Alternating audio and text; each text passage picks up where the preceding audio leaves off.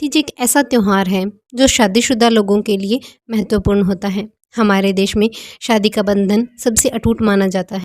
पति पत्नी के रिश्ते को मजबूत बनाने के लिए तीज का व्रत रखा जाता है।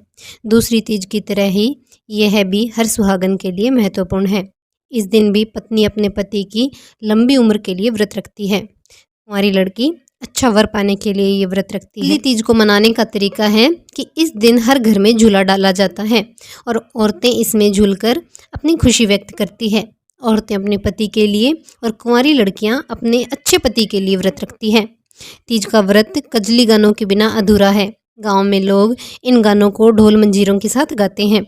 इस दिन गेहूं, जौ, चना और चावल के सत्तू में घी मिलाकर तरह तरह के पकवान बनाए जाते हैं। व्रत शाम को चंद्रोदय के बाद तोड़ते हैं और ये पकवान खाकर ही व्रत तोड़ा जाता है। विशेष तौर पर गाय की पूजा की जाती है। आटे की 7 रोटियां बनाकर उस पर गुड़ और चना रख के गाय को खिलाया जाता है। इसके बाद व्रत तोड़ते हैं। कजली तीज के बारे में बहुत सी कथाएं प्रचलित है। अलग अलग स्थानों में इसे अलग अलग तरह से बनाते हैं और वहाँ की कथाएं भी अलग अलग है। मैं आज आपके लिए कजली तीज की 2 कथाएं लेकर आई हूँ। अगर कहानी अच्छी लगे तो प्लीज़ मेरे चैनल को सब्सक्राइब जरूर कीजिएगा। तो चलिए आज की कहानी शुरू करते हैं। एक साहूकार था, उसके 7 बेटे थे।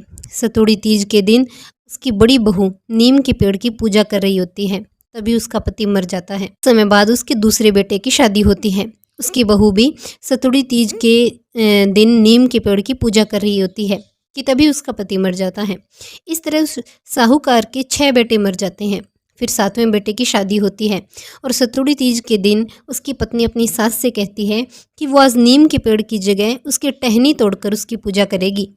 तब वो पूजा कर रही होती है कि साहूकार के सभी 6 बेटे अचानक वापस आ जाते हैं, लेकिन वो किसी को दिखते नहीं। जब वह अपनी सभी जेठानियों को बुलाकर कहती है कि नीम के पेड़ की पूजा करो और पिंडों को काटो, तब वे सब बोलती है कि वो पूजा कैसे कर सकती है, उनके पति यहाँ नहीं हैं। तब छोटी बहू कहती है कि उन सब के पति जिंदा हैं। तब वे प्रसन्न होती है और नीम की टहनी की पूजा कर अपने पति के साथ मिलकर करती है।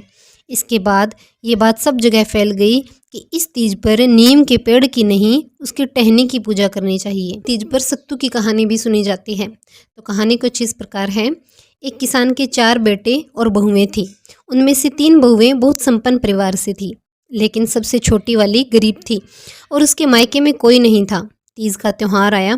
परंपरा के अनुसार तीनों बड़ी बहुओं के मायके से सत्तू आया, लेकिन छोटी बहू के यहाँ से कुछ नहीं आया। तब वो उदास हो गई और अपने पति के पास गई। पति ने उससे उदासी का कारण पूछा। उसने सब कुछ बताया। पति को सत्तू लेने के लिए कहा। उसका पति पूरा दिन भटकता रहा, लेकिन उसे कहीं सफलता नहीं मिली। वो शाम को थक हार कर घर आ गया। उसकी पत्नी को जब ये पता चला कि उसका पति कुछ नहीं लाया, तो वो बहुत उदास हुई।